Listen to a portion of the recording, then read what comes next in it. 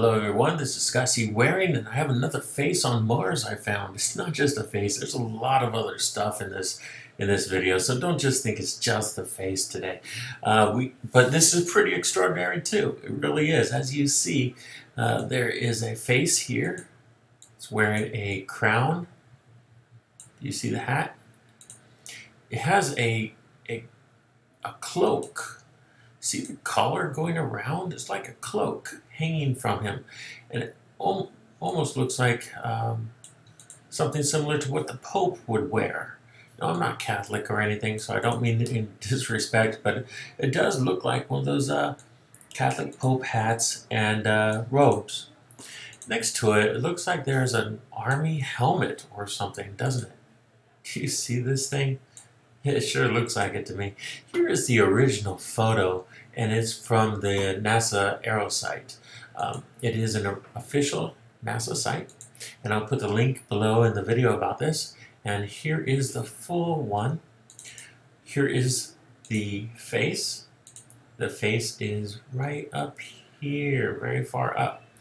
Let me show you some other anomalies also. There is this face that looks like a skull. Do you see the face here? And a large round part of a skull.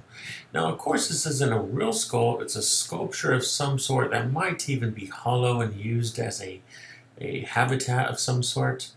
You see an eye, nose, mouth, and chin, and jaw area. And I just wanted to show you that before I show you the full photo. Here is something that looks like a fallen over statue of an alien. Maybe it's a little too big there. It's a little blurry for me too. There you go. That's a little bit better. Head, shoulders, and legs.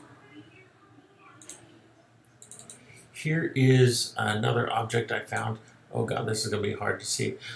This one, it looks like a really, really primitive head. A lot of their artwork is primitive, so you have to be very careful making sure that it is what it is. And this one is. And you can see that there is a rectangle. It goes, you can't see it. It goes this way, and this way. And this part is the helmet. It's wearing like a helmet or hair. I don't know. It's really primitive. I didn't mean to include that one. Here is an object. It looks like a tunnel or pipe, and it's going from here all the way down to there, and it has a round opening. I did have to add a little color to that. Now let's show you all the original photo and where these objects came from. Now the original face right here is up here, and it really is quite remarkable. I'm trying to go through this as fast as I can so I do not waste your time. Some of you just said too late. I heard that.